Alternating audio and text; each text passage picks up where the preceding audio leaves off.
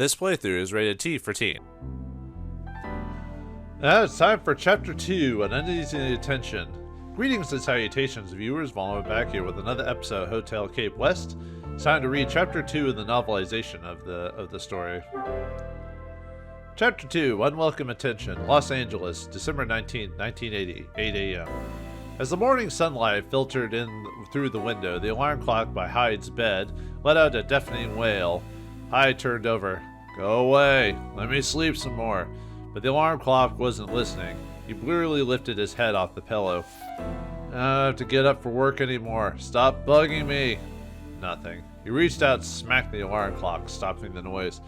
Dropping his head back onto his pillow, sleeping threatened to wash over him again.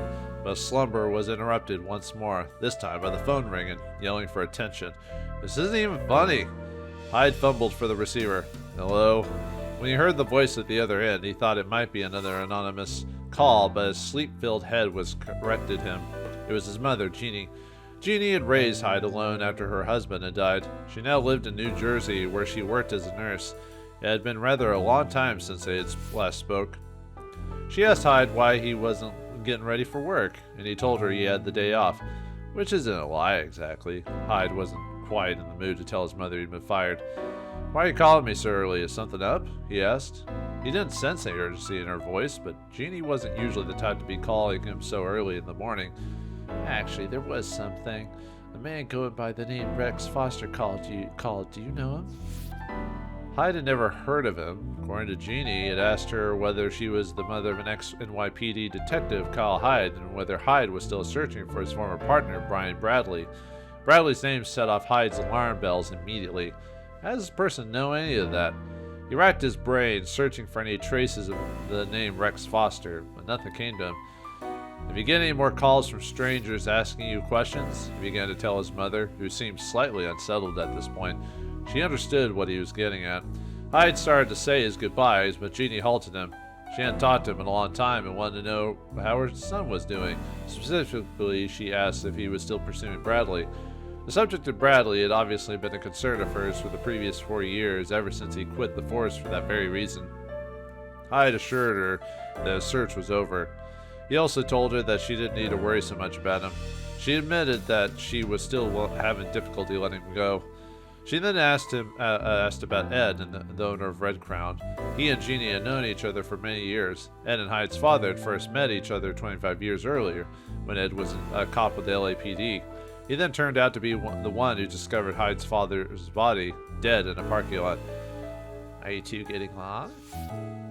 "Mom, I'm 34 now. You don't need to keep worrying about me." "It's just you're the same age as your father when he died, and..." She said her goodbyes and hung up. Hyde sighed. With her husband and her son both gone, Jeannie was all alone at home, a fact that Hyde overlooked all too often. She was right about one thing, though. Hyde was 34, the same age his father had been when he passed away. As soon as he put the phone down, Hyde realized that all desire to sleep had left him. He headed into the bathroom and began his usual pre-work ritual, splashing his face with cold water and getting dressed. Not like I'm going anywhere, though. Hyde threw himself down on his old sofa, perhaps because he had nothing to do, or perhaps because he had been talking to his mother. The past started replaying in his mind as he gazed at the bland apartment wall. Hyde had been born right here in Los Angeles. An only child, he'd lived with his parents in a small backstreet apartment. His father, Chris, had not been around much while Hyde was a child, and had been a man of few words when he was present. He also didn't play much besides slipping on his old glove for the occasional game of catch. The clearest image Hyde had of his father was the man sitting by the radio catching up on the baseball scores. Jeannie had always been out of the house during the day, too, working as a nurse, just as she did now. Kyle would often stand out on his apartment's balcony to wait for her, watching the setting sun dye of all the buildings red and orange in the meantime. Chris died when Hyde was 9 years old. That night, he and his mother sat up waiting for Chris to come home, but he never appeared. 3 days later, Chris's body was found in a parking lot. After crying for a week solid, Jeannie had packed her things and taken Hyde to live in Manhattan, New York. After that, she refused to ever speak about her husband's death. It was a further 7 years before she finally broke her silence and told Hyde everything.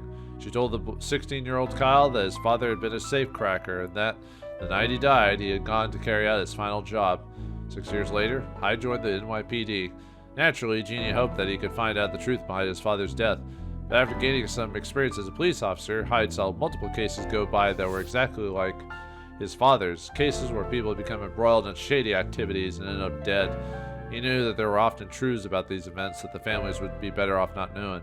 Because of this, Hyde never chased up his father's case. Even after hanging up his badge, he kept away from it. Now Hyde had no job, nowhere to live. He let out his long sigh, returning him to his senses. He stood up from the sofa as if he had been waiting for him to stir. The phone rang out. Hyde walked around the bed and picked it up. "How you doing, handsome?" It was Rachel. Despite being Ed's secretary, Hyde had always thought of her as more of a confidant than a colleague. I've been better, Kyle replied dryly, trying to sound nonchalant about the whole thing. Well, for someone who lost their job yesterday, you sound okay at least. I dropped the subject, asking Rachel about Ed.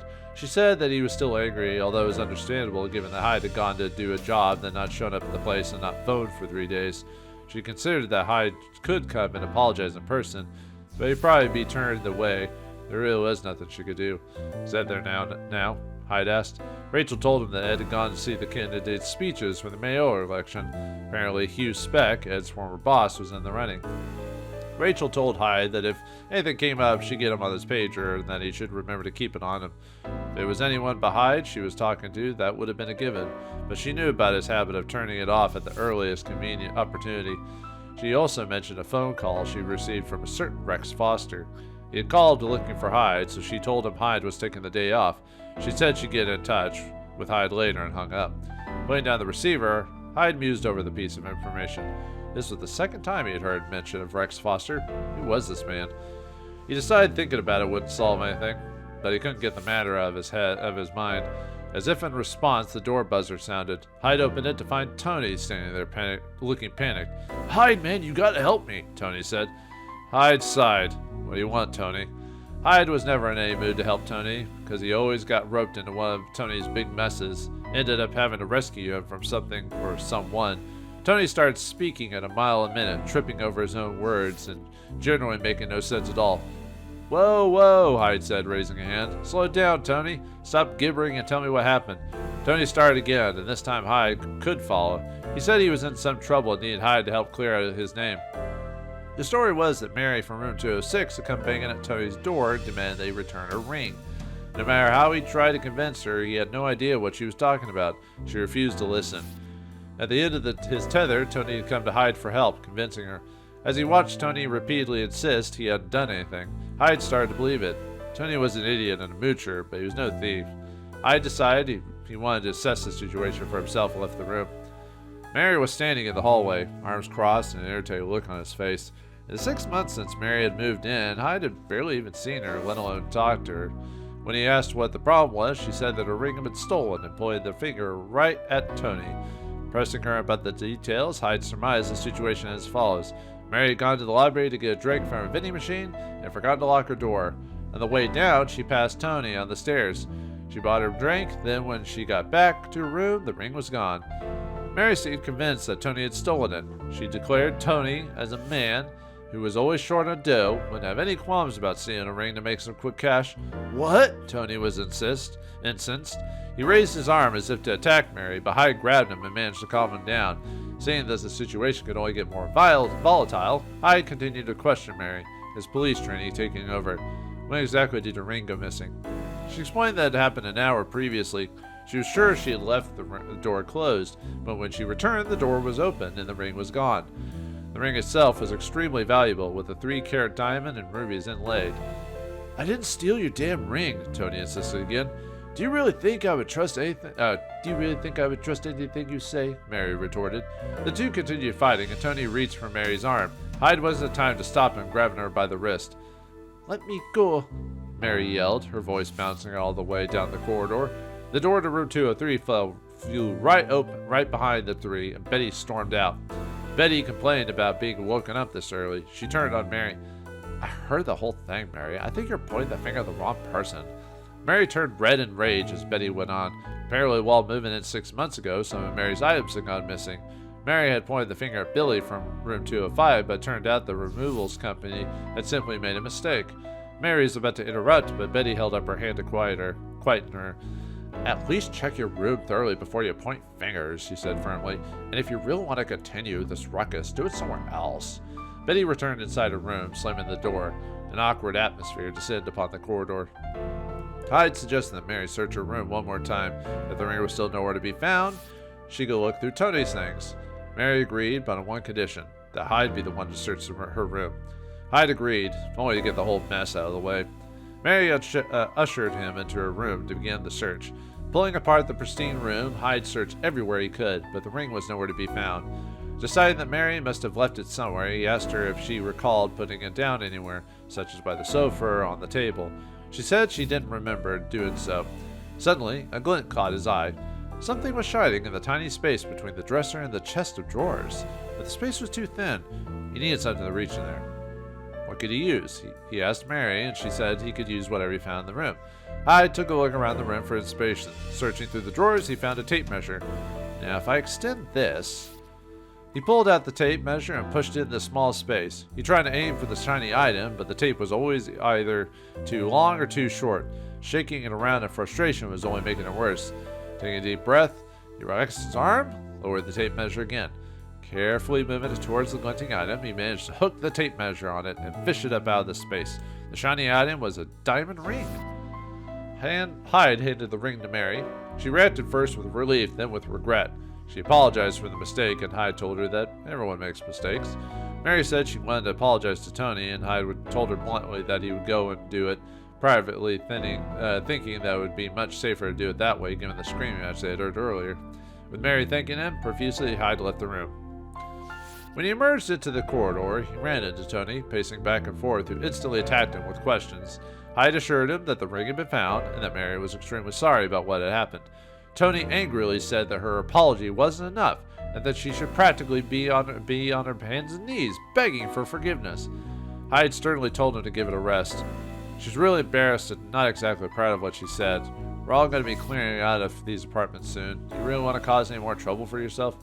Tony grudgingly agreed to let it go. You know, I guess all that detective training you got really paid off. What? Hyde hadn't told anyone they used to be a detective. How did Tony know? Tony, how did you find out about me being a detective? Asked Hyde. I heard it from Dylan, Tony said. I thought you must have told him or something. Dylan? The handyman for Room 309?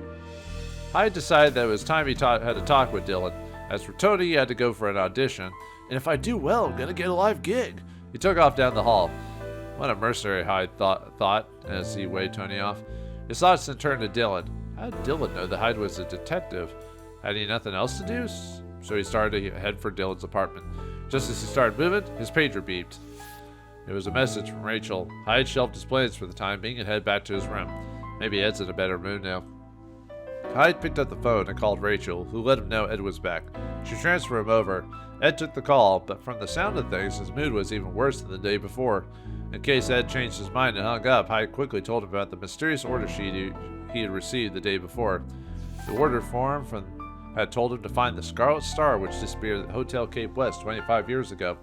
Ed said that the idea of Hyde receiving an order directly was preposterous and accused Hyde of blabbing about the side job he did. Hyde insisted that he told nobody about it. Sounds like a bogus order to me, and in case you forgot, Red Crown ain't your concern anymore, so just drop it. You can take that piece of paper and burn it. Besides, you've got more important things to do, like finding a job. With that, Ed hung up.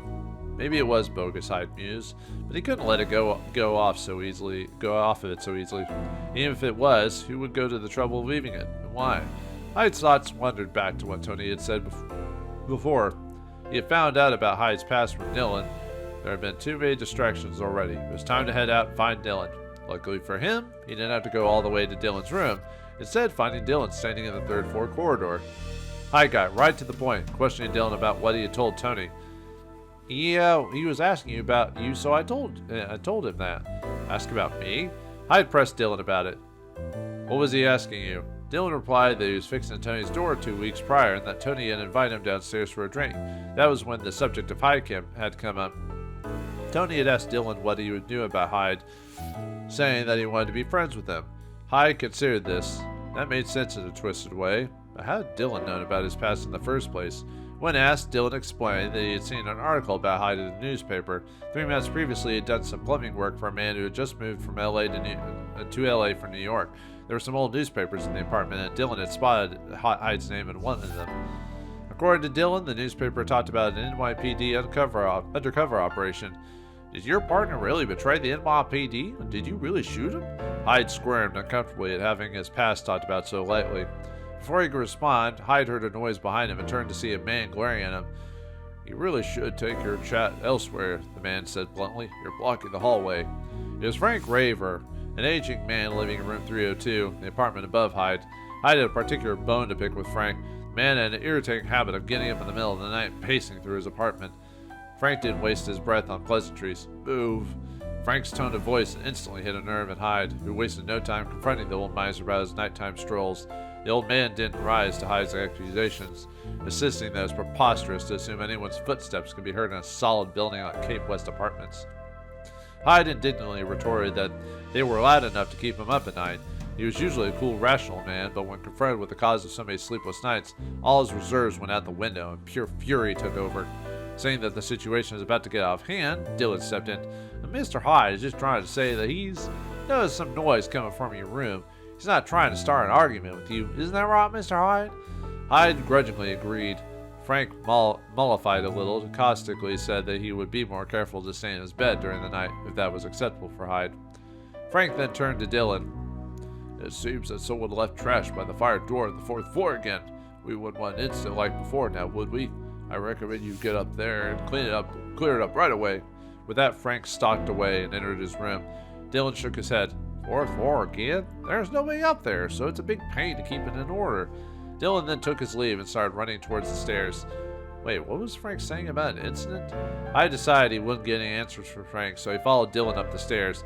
Upon hearing Hyde's footsteps as he reached the 4th floor, Dylan turned, surprised. Hyde avoided the obvious subject of him following Dylan and instead asked about the trash on the floor. Dylan had already cleared up the trash, but he complained that because anyone could come and go from the street, outsiders often came in and deposited their trash there. Hyde got to the point right away. What did Frank mean about an incident happening before? Dylan seemed taken aback at the sudden question, but replied almost automatically, telling Hyde it was nothing for him to worry about. He then took off down the stairs. Now alone, Hyde decided he wasn't buying Dylan's quick deflection and made for the fire door leading to the 4th floor rooms. Hyde took hold of the door's sturdy handle and edged it downwards. Suddenly, a shrill bell rang out through the door. Damn, didn't expect a security system in this old place.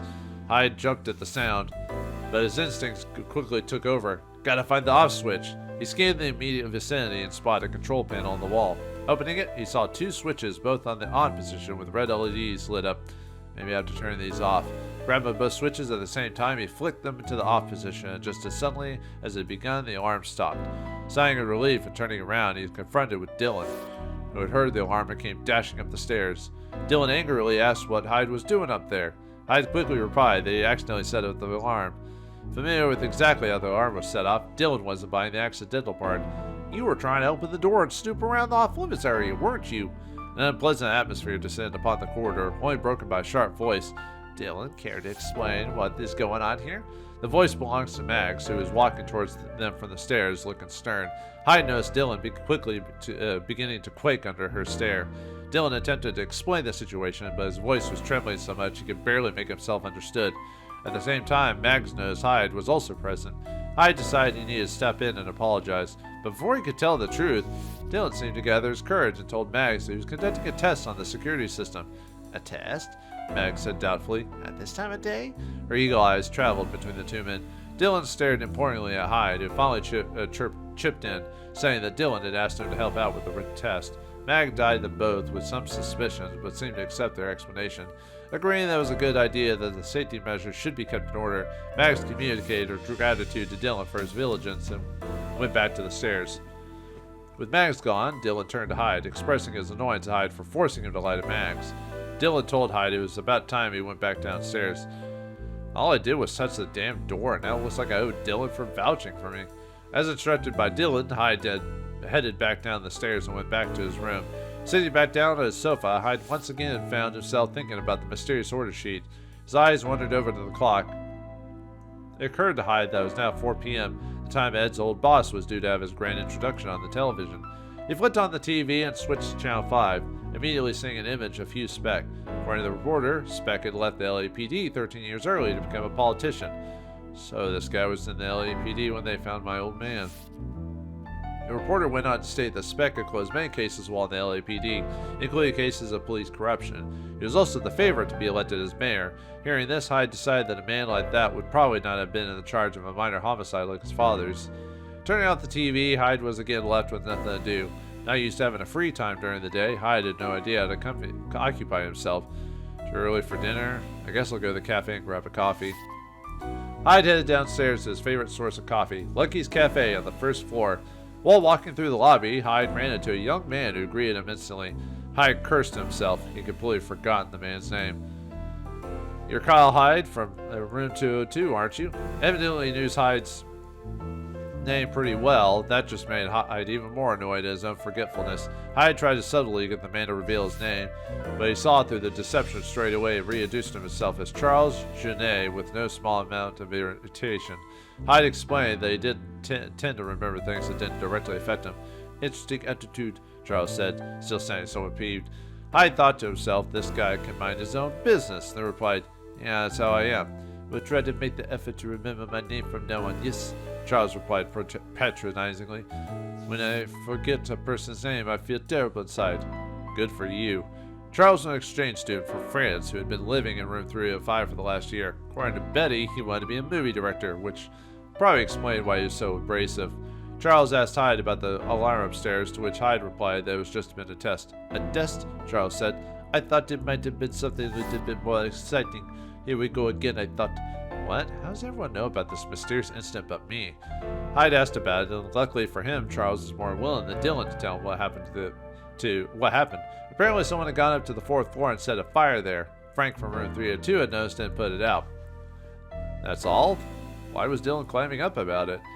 By the way, Mr. Hyde, Charles said, what are you going to do after you leave this place? Hyde still had no idea. Charles went on. I really like this place. I wish I could have stayed a little bit longer. You and me both, kid. Hyde replied. Charles nodded and took his leave. Hyde headed on to the cafe. As he entered the place, he almost knocked over Frank, who was exiting at the same time. Hyde was about to apologize, but he was beaten to it by Frank muttering, What is this, an ambush? Concealing his annoyance, Hyde asked Frank about the 4th floor fire, and because Frank wasn't pulling any punches, he didn't either. Are you in the habit of wandering around in out-of-bound areas? Frank replied equally caustically, It's good for my health to climb up and down the stairs. I thought for a moment you had something interesting to ask me. With that, Frank walked past Hyde and headed for the stairs. Hyde had the feeling something wasn't adding up about what Frank had said, but he shrugged it off. Hyde had never thought of his neighbors as anything other than faces in the corridor before, so the amount of stopping and chatting he had done the past 2 days was starting to get to him. As Hyde opened the door to Lucky's Cafe, his nose strayed to the bittersweet aroma of freshly ground coffee.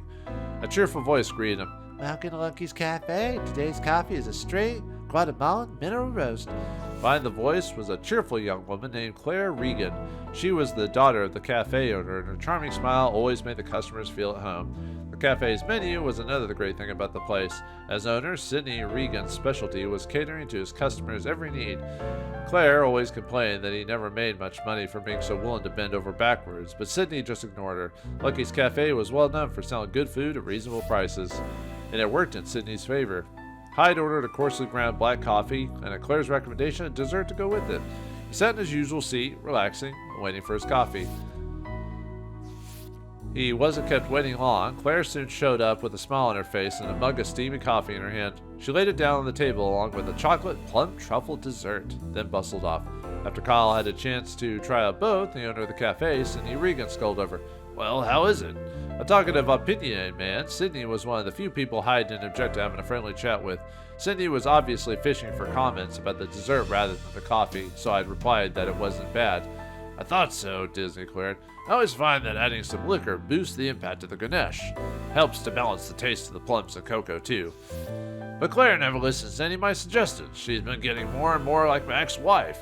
He asked Hyde whether he knew the man in the sunglasses a couple of booths over, since he had been asking about Hyde. Hyde had no idea who he was. Why does he want to know about me? What is it with people stalking me today, anyway? Hyde got up, went over to talk to the man. Who the hell are you? Cindy said, "You know who I am. I've never even met you before. Time to start talking, pal." The man took off his sunglasses and returned Hyde's stare with interest. "The name's Falsta, Rex Falsta." The significance of the name was not lost on Hyde. This was the man who had been calling his mother and Rachel to pump them for info about him. "What are you after?" Hyde asked angrily. "I don't seem to remember asking for a guy like you to follow me around." Rex simply laughed, which just made Hyde angrier for ignoring Hyde's question. Rex said, "You really talk like a detective, Kyle." "How's he know I was a detective? What does this guy want from me?" Hyde was getting steadily more infuriated by the second. "If it makes you feel any better, you're not the only one I'm looking into."